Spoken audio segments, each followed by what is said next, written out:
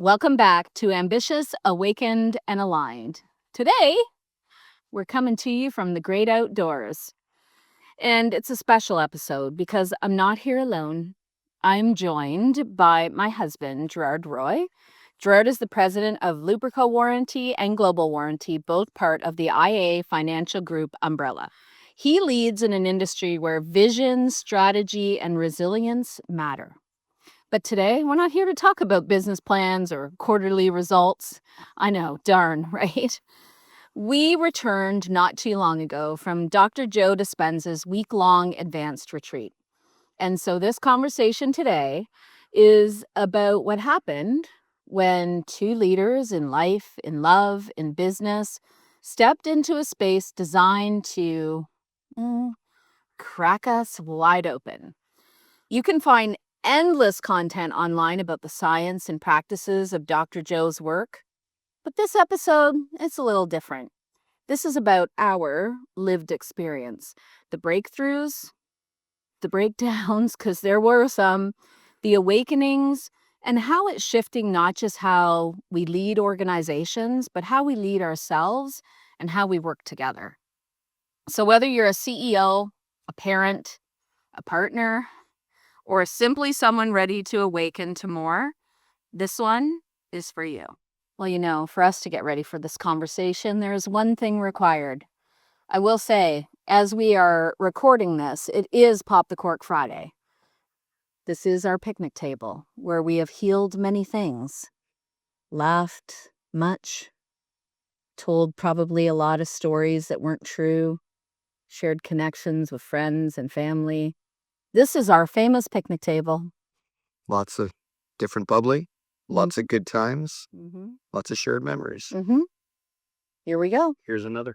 Okay. Let's do it. So, as I said, today feels kind of different than what we normally do around here because I get to share this conversation with Gerard, which in many ways might feel a little bit behind the scenes. And this comes after this, as I said, this immersed experience that cracked us both open in very different ways. And we're going to try really hard for this to be as raw as we can go. And not because we wouldn't, but it's still fairly new for us. We're still kind of in the integration hangover. And we're coming to you still really kind of unraveling our own experiences. And so we're not the same people. I know that for sure. How we lead, how we love, how we move forward together has and will be changed forever. But the first thing I think would be cool after we do a cheers. Cheers. Cheers. That was kind of a failed cling. We'll get a better one after. It's too full. Is that why did we go in the first place? We've actually been asked this a lot. I've been asked this a lot. Well, and most people were like, oh, you dragged Gerard to that? So here's the truth bomb. Gerard, tell the truth bomb. Did I drag you? I wouldn't call it a drag. Definitely not a drag. I think I brought it up. Like Dr. Joe Dispenza was someone I've been following for over 10 years, either mainly through podcasts and YouTube and whatnot. And, his messages and his communication just really hit home to me, starting with the meditations and really just to think a little bit deeper. And I think, we shared earlier, before we started this conversation, if I had to sum up Dr. Joe in one word, that word would be consciousness. And I think that's something that I always wanted to get closer to. So as time went on and opportunity knocked, we saw that there was a advanced retreat in Denver and the timing seemed to all be aligned. And I said, Laurie, let's make this happen. Now, mind you, you've even taken a course before me, even though I may have introduced you to one. Course, yes. But you've done a little Dr. Joe before we went on this retreat. So let's go a bit deeper. Okay. If we could. So that's kind of the practical side, which, my dear husband's always going to go practical first, which is what I appreciate about him. Dr. Joe didn't help me much on that. Well, he actually did. A little bit. Yeah, very science first. So, But I'm not unpractical now. oh no, you're definitely No, not I'm unpractical. I don't think you'll ever be unpractical. But what's the deeper calling for you to really have wanted, even if we go back 10 years? What drew you to the Dr. Joe world? Because many people have said to me, knowing Gerard, hyper competitive, extremely analytical and practical, um, you know, guy's guy, football first, not super results oriented, not the quote unquote typical person. Although when you peel back the layers, we understand that's so. Did you say I'm not super results Well, oriented? no, I said you Oh, are. excuse me. Threw me off there. Well, again, we're at the healing table, so no. And so what's the deeper calling to Dr. Joe in the first place? Well, the super results oriented, maybe it starts there to a certain degree. As competitive I am with everything we do, I think the number one thing we should be most competitive with is ourselves. Mm-hmm. So I think what attracted to me was just upping the game, which was my game. Mm-hmm. How can I be better? How can I grow as a person? And that's both professional and personal. 10 years ago, geez, I'm early 40s, mid 40s. You always think father first, husband first, and then you've got friendship, you got business, you got professional, you all of those things, and just wanted to up the game in everything. They're in every fashion possible, right? Mhm. Which is why I went on a vision quest, which is why now I did Dr. Joe, because I find when you start looking within, then that part, having more awareness, more self consciousness, um, just kind of being more strategic or more thoughtful for everything you do in life really attracted me to Dr. Joe. Mm-hmm. So, and then who doesn't want to be better at all of those things? Mm-hmm. So it doesn't happen overnight. It doesn't happen by luck. The only way to do it is, to do something to make you better at those things. Mm-hmm. And, like you can read all the books. Mm-hmm. You can do some of the training, but when you go see a Dr. Joe Dispenza for 1 week, purely immersed in this 1 week training, how does it not change you, right? You get out of your environment. You get undivided attention. What were they, 12, 14, 16-hour days? One day was from 4 a.m. till 8 p.m. Mm-hmm. All the other days were 6 p.m. to 8 p.m. How do you not get better, get more focused at what you're learning when Mm-hmm. that's all yours with no distraction? Was your word this year consciousness? Coincidentally, It was, yeah. Yeah. I was just thinking, I feel like that was your word. It's interesting because this is what's so awesome about relationships and leadership is that was not my call. Let's tweak it a little bit. My call was more going through seasons of just expansion and exhaustion, feeling like I've kind of been holding it together for everyone around me and not always holding it together for myself. And my nervous system just got maxed out. Yeah. Yeah. And so I've been on a journey with your support and so grateful for that of you know shifting that, finding ways to regulate the nervous system and finding ways to hold everyone else's visions because I love that, and also be able to hold my own and to sort of stop doing and step into more being. And I tell you, 4 a.m. to 8 p.m. in meditation will do that to you. And someone just asked me yesterday, like, how'd you do that? I said, well, I don't know if we knew that that's what we were going to do, if we would have actually signed up for it. And yet it just went boom. Like you were just your word I think you made up a new word, which you're good at. Immersed. We were fully immersed in the experience. So for me, it's getting my body in alignment with my beingness. Mm-hmm. And so this was a great opportunity to really step into that. So that was more my calling, but I love that we both had a different reason, Yeah. even for going, right? So, Mm. and I find that in leadership today, we're all, this consciousness word, we desire to get there, but it means something different, I think, even for different people. And so we go and we kind of I feel like we need to share one of the choices that we made that I feel is vital to our experience. So we did not sit together. Mm. No, we didn't. And it's not like Gerard's a busy leader. I'm running a business. We don't have a ton of time together. The odd time at the picnic table. Except for right here, Pop the Cork Friday. And so here was a 7-day opportunity to potentially have some, beautiful time and connection. Mm-hmm. And yet both of us intuitively knew that going into this, we had to have our own experience. And one of the things for me was we talk about Dr. Joe enough. We have through the years. Yeah.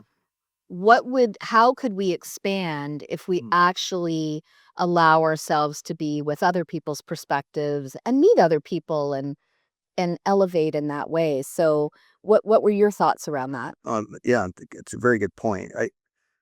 I think number one, you are the people you hang around with, and you and I, we do not spend a great deal of time together.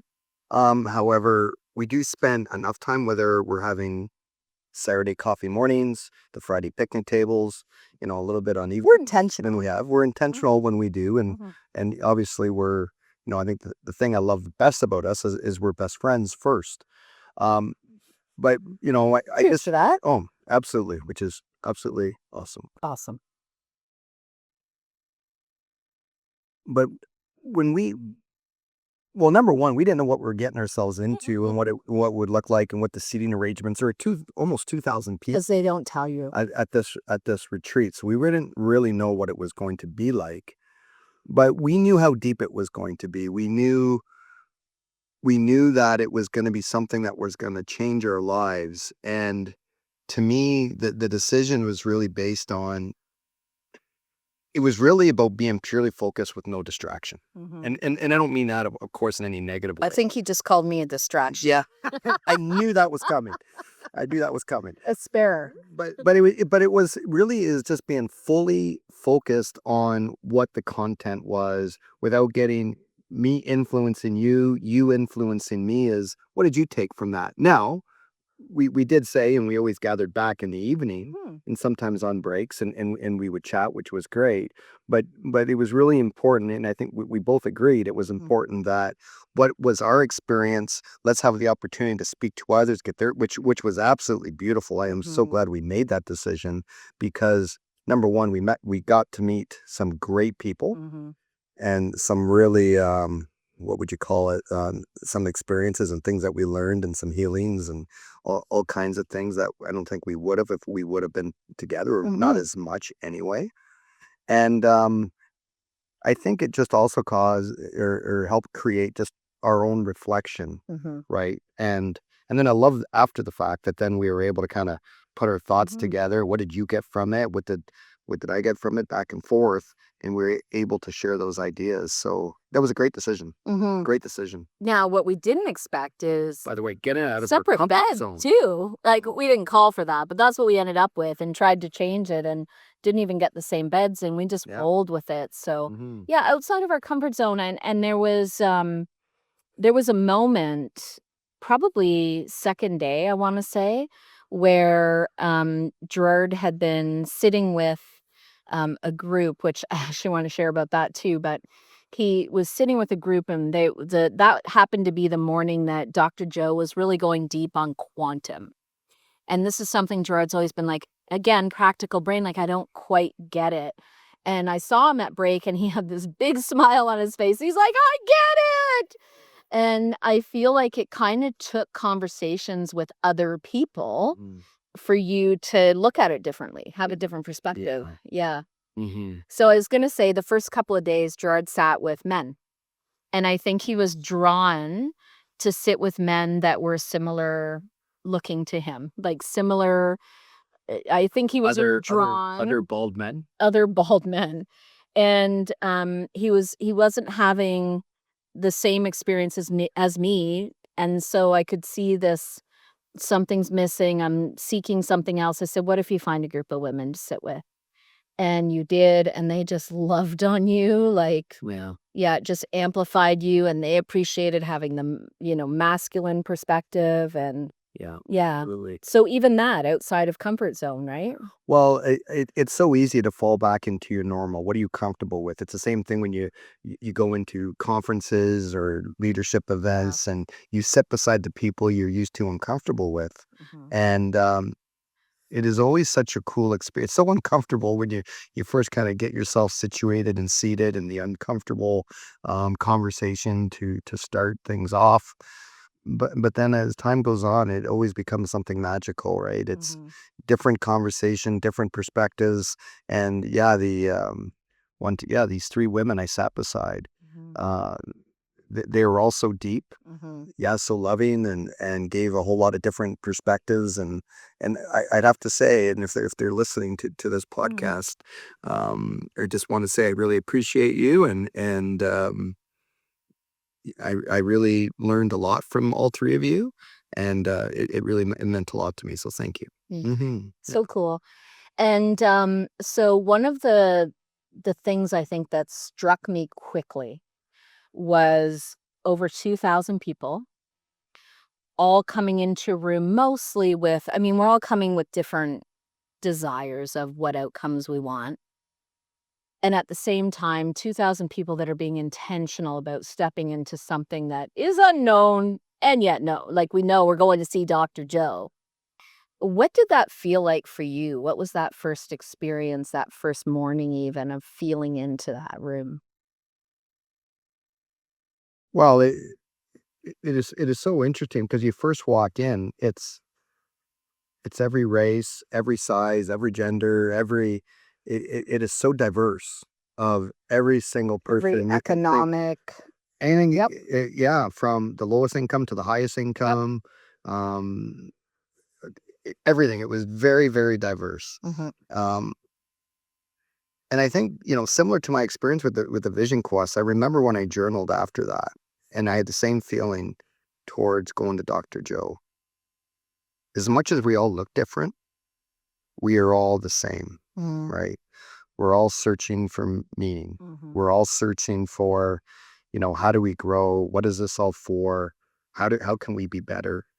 And I know for me, it's incredible to be with those like-minded people. Mhm. I don't care what you look like. I don't care what your race is, your demographics are. It doesn't matter. But when you're with people that are like-minded, that want to grow, and are searching, and you can have some deep conversations. I just thought it was this really, I don't know, it was just great deep conversations, which is not always normal. Mhm. We have our friends, we have our family, and Mhm. we love them dearly, but sometimes, They think we're crazy. well, that's true. It is true.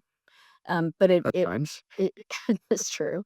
It did feel instantly like you found your tribe Yeah. because the energy was in such deep alignment that back to we're gonna Mhm. meet different people every day. For the most part, didn't matter who you sat with, you were going to have a unique, deep, and meaningful experience and exchange. And so we walk in that room and boom, the frequency. It was high frequency. And that frequency kept growing and growing and growing throughout the week. It was almost like this level of trust amongst 2,000 people who don't know each other just kept elevating. And it was so powerful. Like it was palpable how that felt. And it just kept getting stronger and Mm. stronger and stronger as each day went by. Yeah, so strong that you danced and you wanted to dance. Day one, no, you're not getting Gerard up on the dance floor. And then the three lovely women got him up on the dance floor, and I'm like, you're done. Now you're a dancer. And I actually have video proof of your joy. Alcohol free. And yes, we went alcohol free for the entire time. I would say not just alcohol free, but very intentionally grounded in the experience. Yes, technology nowhere to be found, alcohol nowhere to be found. We were fed beautifully by the team, and then by dinner time, you were so done, you just went to bed. Done in a beautiful way, like just expanded and expended your energy.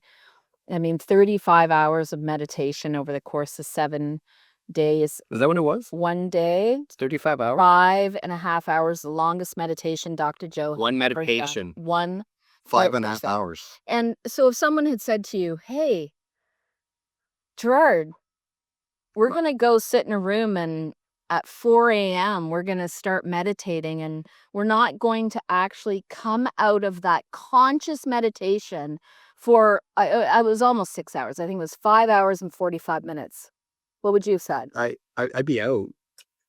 There's no way you're doing it because you can't not go to the washroom for that long. Right. He kept checking in with me. It was like, how's your bladder? I'm like, I didn't need to go. Yeah, that was shocking. Mm-hmm. And well, I don't know, but it's anyone I talked to afterwards sounded like it was a similar message. Mm-hmm. What do you think that was about? I think, is it back to focus? Is it back to? That's a good I think question. it's alignment. Yeah. And maybe focus, you become Or the power of the mind. the power of the quantum. No, there you go. Yeah, the power of being conscious instead of unconscious. The power of being deeply connected to your body, which we're just coming to know more and more about. The power of Dr. Joe's voice. Dr. Joe Just takes you into some sort of trance state. Okay, so... Well, and for the record, the whole event wasn't just about meditation. No. I mean, we were there for 7 days, 12+ hour days. And in that amount of time, we did 35 hours of meditation. So that was the next sort of point I wanted to bring up is one of the first things he said was, we go science first. And he says this in all his teachings, but in this room, it was different. He said, it is a spiritual experience. But if I go there first, the room is going to clear out. And it just stopped me to really think about how we want to elevate the spiritual consciousness. And when I say spiritual, I don't mean God. I mean the enlightenment internally with a higher power that is whatever you trust that to be. And that is very much him. And in the room, he talks a lot about that. But he has come to learn people will run. And yet he's been invited to the Vatican. So how Yeah. powerful is that? Science first, because if we can show the practical analytical proof, then we can actually believe in a deeper way. That's right. And so, like, how's that land for you? Well, I think the number one thing, you think about the science first. Some logical person like myself, it's like, what is this, all this meditation crap, all this woo-woo, let's call it. Because I have friends that just, you're doing what? Cross arms. Yeah. Doing what? Oh yeah, you're doing what? And I think when you understand the logic and the facts and the data behind it, then it's like, okay, there's some practicality to this. There's some reality. This isn't just woohoo. There's something that is connecting, that if you do this, this will happen. Mm-hmm. Right. We talked about this on at our leadership team, and I'm not going to get into and even try to explain the quantum and all that kind of stuff, because it went pretty deep into that stuff. You can go research that yourself. Yes, and I still can't explain it, but there was some really interesting education. But the words of awareness, self-consciousness, gratitude, energy, and even the energy, like if you believe and how you show up every day, if you don't think that has an impact, you're missing the boat. And that's in everything. We're not just talking about professional. We're talking about personal. We're talking about everything. I shared this with the team the other day in our strategic sessions. There's who do you want to show up to be every day? How do you want to show up? Who do you want to show up? And if we want to be leaders, if we want to be good spouses, we want to be a good parent, we want to be a good friend, how do you want to show up and being present in that moment? And it doesn't matter where you are. This isn't about, it's all the same. And everywhere we are, we want to show up, right? We want to show up. We want to be present. Well, how you be present? Well, you got to be conscious. Well, because what's behind the consciousness, right? Well, what does that mean? Like if we know scientifically that we are unconscious 95% of the time. Well, what are we doing with our lives? Like we're living in this unconscious mode. We're not really aware of our surroundings. We're not really aware of how we're acting and behaving and how we're showing up in every situation we are. And if we want to be an incredible parent, if we want to be an incredible spouse, if we want to be an incredible worker, an incredible leader, we have to be aware of all of those things. And we have to bring the energy to those things that where we're at. And I think that's really important because I know if my energy's not on, people notice. I had one of my leaders just share with me the other day. He goes, I don't think anyone else knows, but I know you well. And he goes, you're not fully, and I wasn't. He goes, you're not fully on. There's something throwing you off. And he was right. And if you don't think your energy is impacting it, it is, right? You go into a room. I know every time. I know what kind of mood you can fake it. You can try to fake it. But when your energy is high and you feel it and you believe it on how you're feeling and where you want to go and what, how you want to be in that room, I feel it in my bones on how you are showing up. And I just think I just don't think we can take that lightly. And what we do. And that's part of why I think pausing and doing any kind of the work is vital if we really want to move people and businesses forward and families and lives and love, etc. And isn't that powerful that your senior leader called you on that? No, absolutely. Because we don't always see it. And so, one of the things I value about our relationship is we will say, hey, something's a little off. Let's be a little conscious of what impact that might be having. And this word energy is everything. How we show up, how we unfold the vision, how we support other people, how we live the vision that we say is so important of our company, how we live the values in our family. We have to consciously be connected to that if we truly want to see have incredible experiences and connections and relationships. It's so true. And from my perspective, from what I see in my everyday life, people underestimate all of it. Yes. You can put those words on a wall, you can put it on paper. And it was what I shared with my team. It's like, okay, you're reading the words. We're talking. Do you really know what it means? What does it really mean deep down inside? And I wonder sometimes what they think when I go there with them. But I just think it is so important because energy. Well, of course, you can consciousness, of course, awareness, of course. What does of course mean?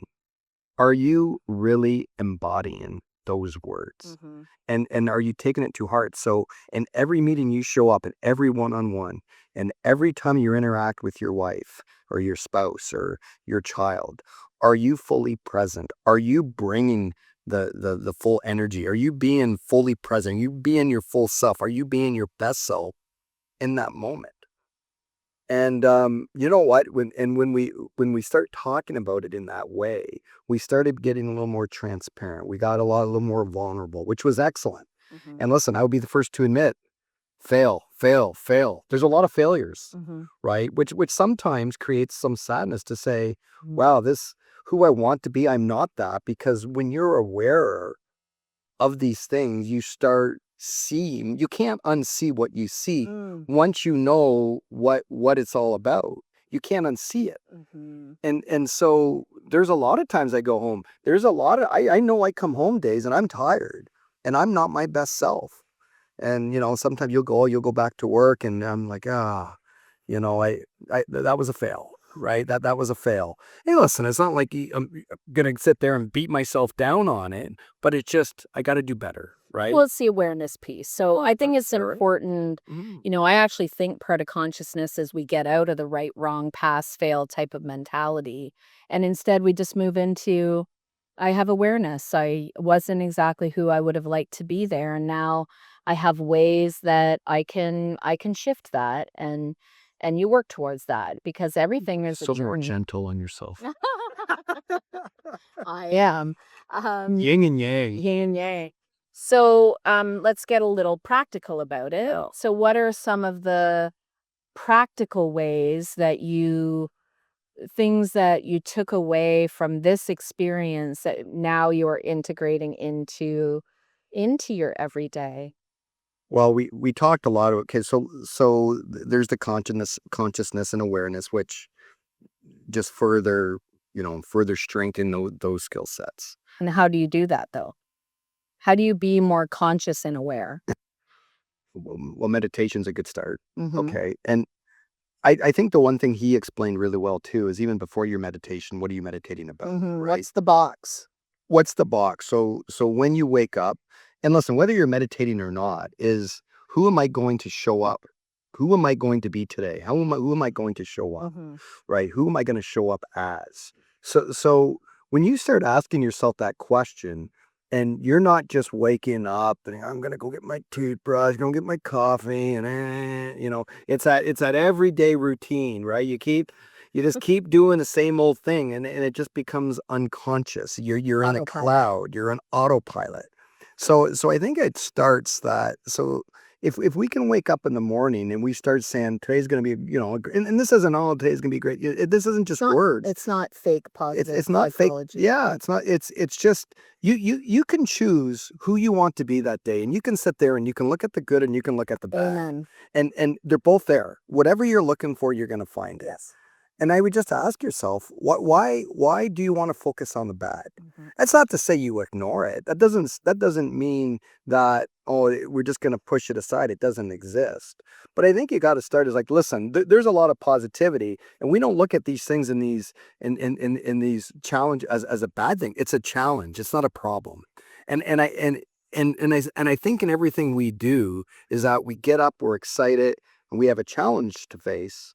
And if you look at things as a challenge instead of a problem, you're meeting someone, you have a meeting. I was sharing with my team. It's like we have a full day meeting. We got like 10, we had 9, well, actually, Tom, we have like 10 to 12 hours together. Well, you can wake up in the morning going, oh, I got 12 hours together. It's like, damn right, we got 12 hours together. Did I get to spend some time with some colleagues? We get to break some stuff down. We get to talk about our future and what we're going to be. And then, we're going to do some celebration at the same time and have some good times together. Mhm. And you can see two people looking at that completely differently. And so to me, it's about having that mindset of, being conscious, being on purpose to do those things. And then on top of that is what's the energy I'm going to bring. Mhm. If I'm facilitating the meeting, it's a lot different me facilitating me with some energy and caring and some eye contact, or I'm looking at a sheet and all right, what are we talking about next? There's a big energy difference between, and you'd be surprised how many people look at the piece of paper and just go through the process. Yeah. So I like, to me, that's where it starts. The energy we bring, the thought process we bring to everything we look at.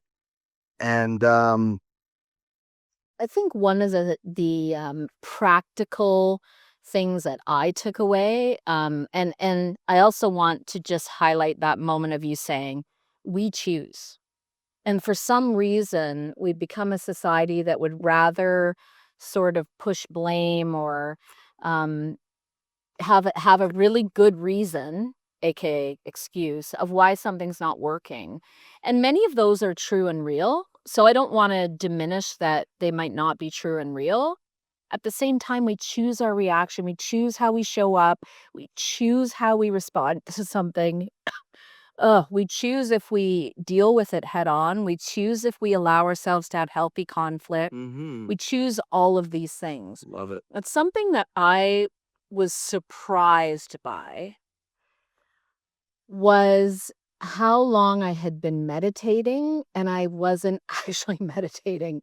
And what I mean by that is I was doing the practice of it, and I think I had to tell myself the hard truth that I was in many ways treating it like a check of the box. Yeah.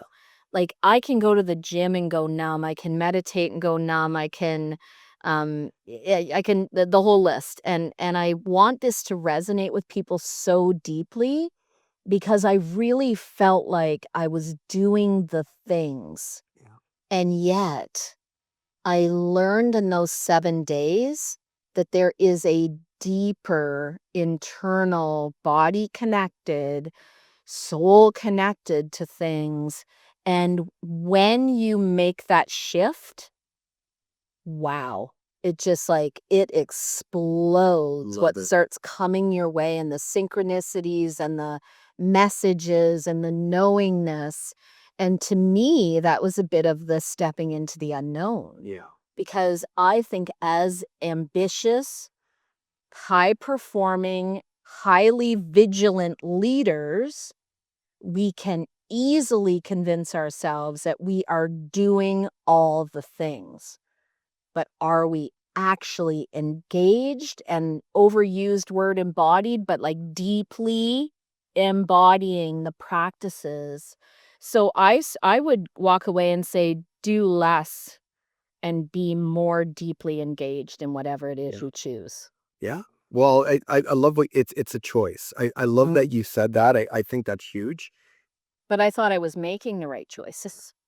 That was the difference, is like, oh no, I am. But it was more was it not the education and the awareness when you look back, because anyone can say they go to the gym.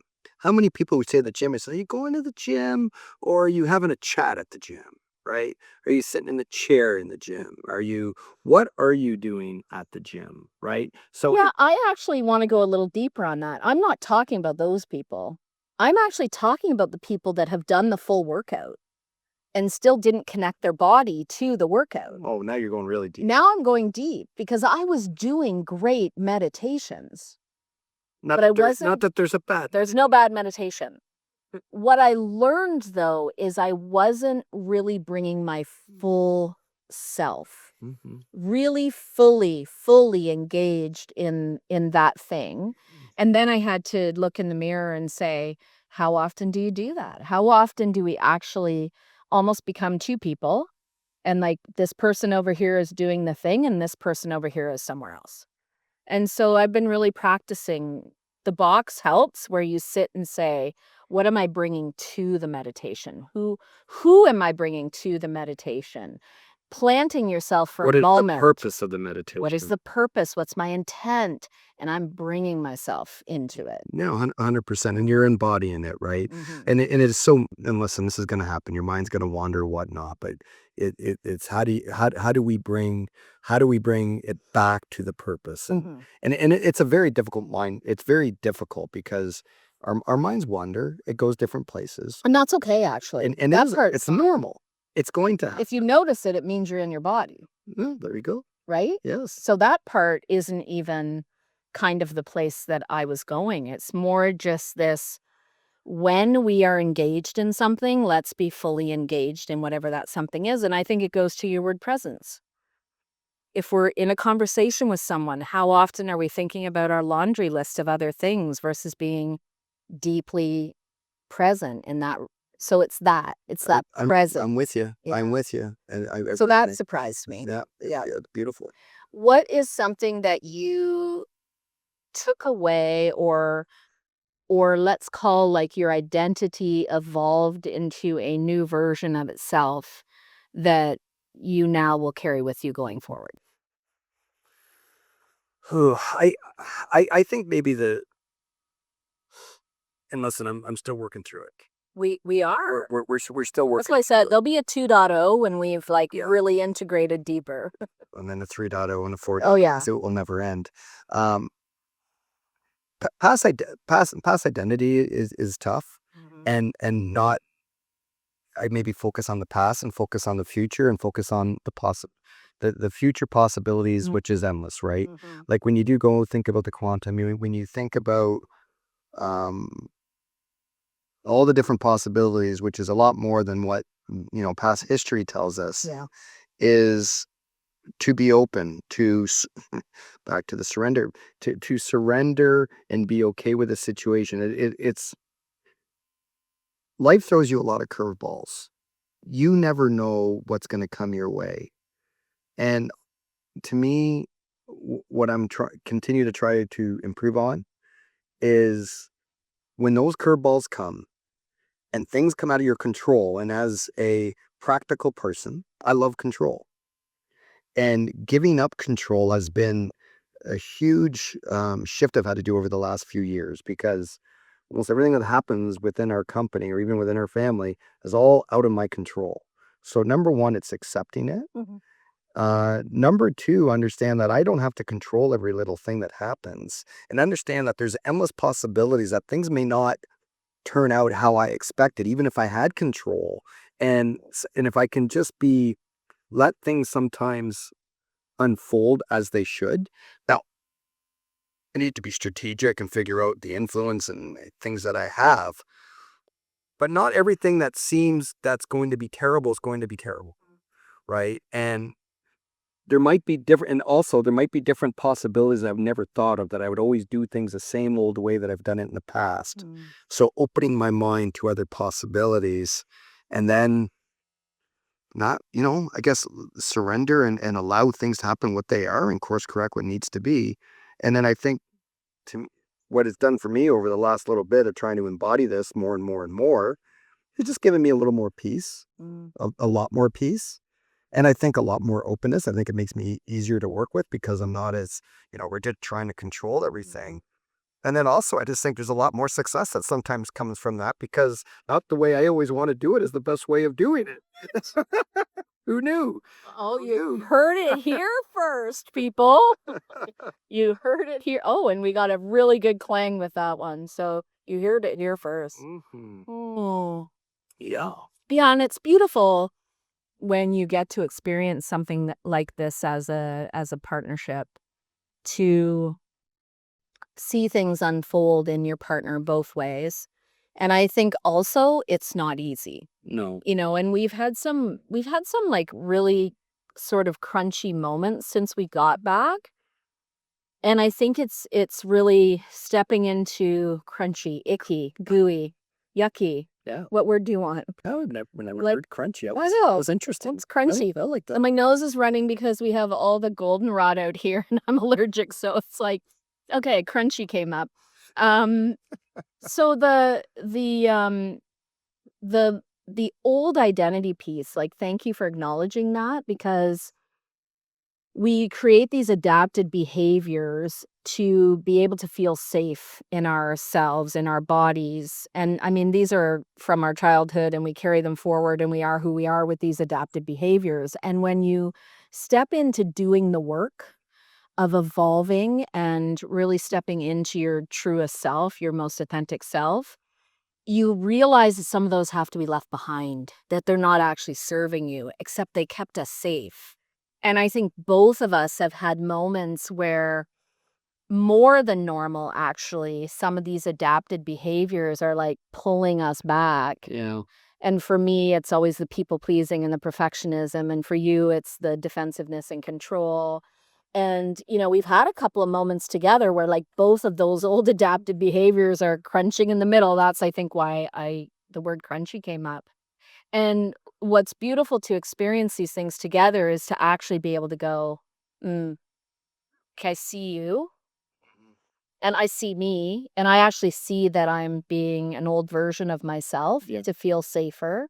And I don't want to, but I need to tell you, I'm like working through, I'm shedding it. I'm trying to step into that version that's calling me forward. I'm becoming her, and yet you pulled back sometimes. So Yeah.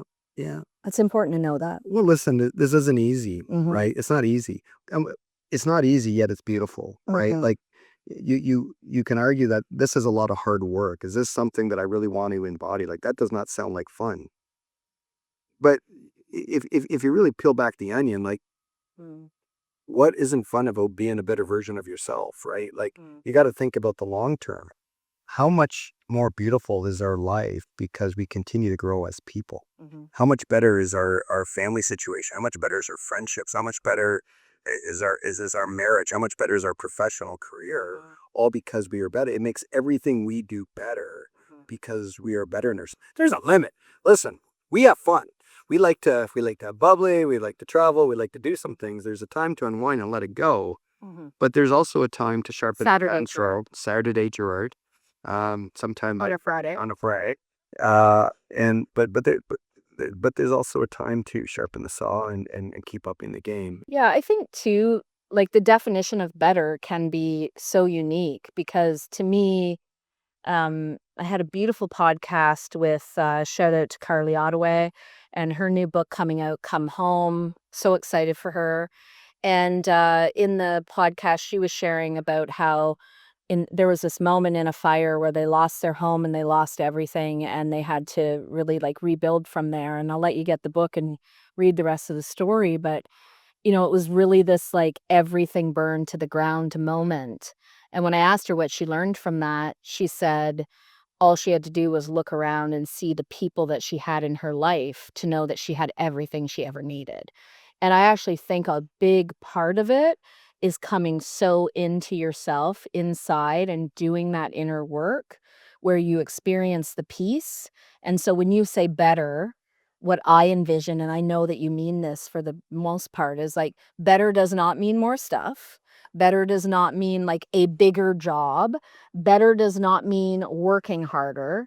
Better means that we have more Joy, enjoyment, joy. more joy, more fulfillment, more peace, more moments like this that we're present. Agree. Yeah. The word better to me, what is success? It's more joy. Mhm.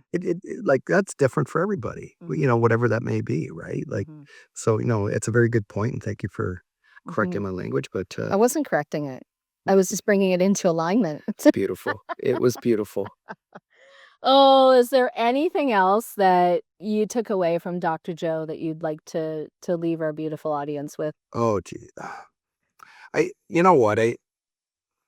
I think, I think we shared enough with regards to the experience. I think my takeaway for those that are listening, well, I would think number one, if you're listening, you're probably into this kind of stuff and wanting to grow. And for those of you that maybe that are still exploring and kind of see, considering your options, is just be open to it. Give what we said a lot of thought. Give meditation a lot of thought. It definitely, when you start, you may feel awkward and you may not feel like you're doing it right. But as Dr. Joe says, there are no bad meditations, and you grow, and like everything else, you get better and better and better at it. And talk to some people about it and enjoy the experience. This is the game of life is a journey. Mhm. The game of life is a journey. And you never arrive anywhere. It's just a journey. Just a journey. We're just on here for a temporary Pretty drive. cool. Yeah. My last takeaway would be gratitude. And I will actually call out that Gerard teaches me a lot about gratitude.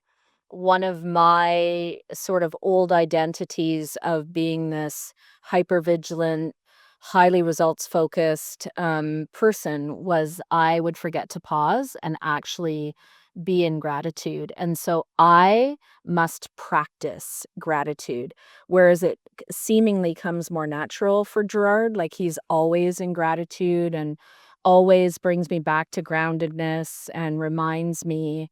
And so now that has become a beautiful practice for me. And I don't get out of bed in the morning until I give three gratitudes for the day before. And that has shifted my frequency in such massive ways, and that's meditation. So, I mean, meditation can be all different forms, but gratitude is the highest frequency in energy, and so I appreciate that about you, and I really appreciate continuing to practice that on my own journey. Thank you. Yeah. Yeah, I appreciate you. So, on that note, thank you for allowing us to share, and we hope we inspired you on your own journey of becoming. Cheers. Cheers. Cheers, gravy. As we close today's conversation, what we want to leave you with is this: leadership transformation, it doesn't begin with strategy. It begins with who you are willing to become. It begins with coherence, with vulnerability, with the courage to lead from creation instead of survival, which is where we're mostly at right now. And conscious leadership isn't something you pick up for a week at a retreat. It's something you live moment by moment. It's also not something you can just take in a conscious leadership course. It's taking responsibility for your energy, choosing intention over reaction, and trusting the unknown. Ooh, that's a big one, enough to step into a new future. Thank you for being here with us, for listening in on this deeply personal reflection. Our hope is that it sparks something in you, not just to think differently, but to feel what's possible when you step fully into your own awakening. Until next time, stay ambitious, work towards being awakened, and really strive for deep alignment.